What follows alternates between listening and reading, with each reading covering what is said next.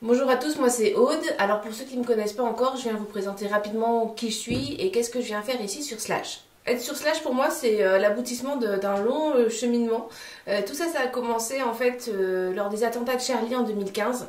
À ce moment-là, je commençais tout juste à travailler pour l'agence Première Ligne qui est la voisine de couloir de Charlie Hebdo. J'étais pas là ce jour-là, mais je sais que quand ils ont entendu les premiers tirs, les journalistes se sont réfugiés immédiatement sur le toit et ils ont notamment filmé la vidéo que tout le monde connaît où on voit les frères Kouachi qui sortent, etc.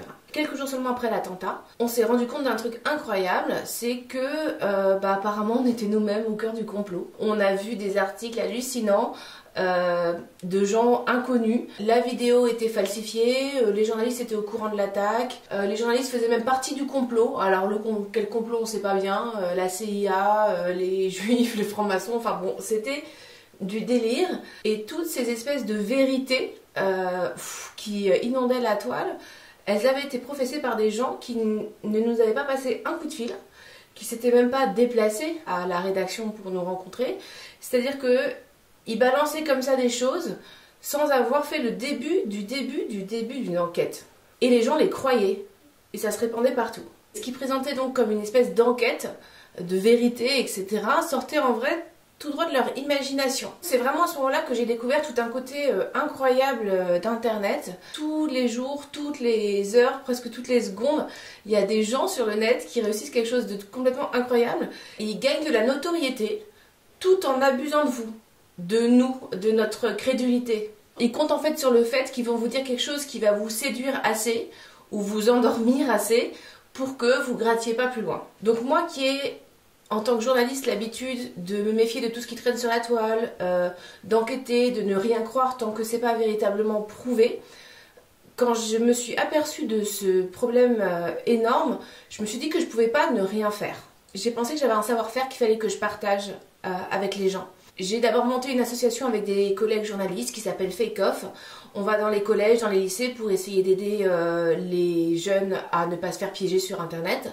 Et je me suis lancée donc un peu comme ça dans cette chaîne YouTube que vous voyez aujourd'hui qui s'appelle donc What the Fake. What the Fake, ça me permet à la fois de m'amuser, de travailler et d'être utile.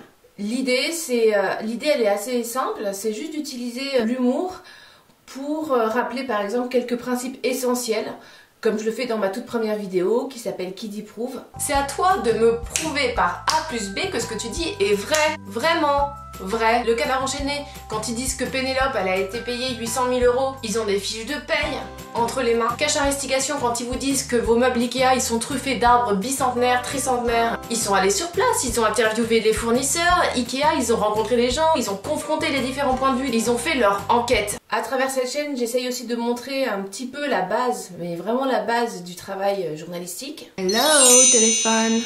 Oui, bonjour, Aude Favre à l'appareil, je suis journaliste. Je vous appelle en fait pour savoir s'il y a une jeune femme qui se serait noyée chez vous. Pardon? Et puis quand je peux, quand ça me chante, j'essaie de démasquer aussi les gens qui se cachent justement derrière internet pour essayer de vous manipuler. Et alors là on trouve un peu de tout. Il y a des politiques qui sont actuellement en place. Ça va être compliqué, je sais plein de trucs à faire. Je vous avoue que je suis dans les élections législatives, donc tout ça me paraît accessoire. Je peux le faire pour vous. Absolument rien là. Il y a des politiques mais qui n'ont pas trop réussi à percer, du coup ils se sont mis sur le net. Je pense malgré tout que ce sera pas bien simple à démontrer le contraire. Il y a des jeunes informaticiens qui se retrouvent aux commandes de pages Facebook hyper influentes, comme On sait ce qu'on veut qu'on sache, qui depuis d'ailleurs que je les ai un peu épinglés, s'appelle S'informer autrement, France. Par du vent intérieur, j'entends que par ses propres recherches et par ses propres analyses, comment expliquer ça? Et parfois on a des surprises. Je suis par exemple tombée sur un Anonymous qui était prof de yoga. Et j'ai commencé à maîtriser mon corps et mon mental. La page Anonymous France, c'est bien vous. On est plusieurs à gérer, mais il ne semble pas qu'il y ait une information. Et cette chaîne, elle est aussi l'occasion pour moi de répondre à plein de questions de votre part sur le métier de journaliste, sur la désinformation.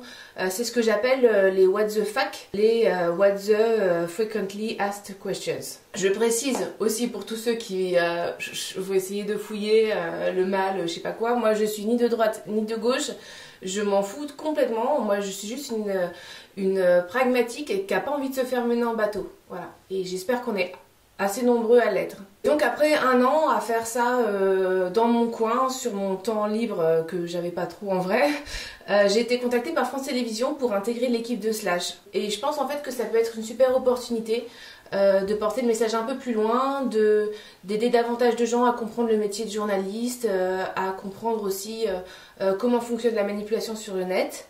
Et puis si on peut un peu rigoler par la même occasion, c'est cool. Ce qui m'importe principalement ici sur Slash, c'est de rester libre éditorialement, c'est-à-dire d'être libre de traiter des sujets que je veux, comme je veux, et ça, Slash s'est engagé à me le garantir. C'est à cette condition que j'ai accepté d'être là. Donc voilà, je vous laisse découvrir mon travail, et puis je vous remercie vraiment de prendre voilà, quelques minutes pour vous intéresser à cette thématique qui me paraît essentielle. Je vous dis à très bientôt. Salut!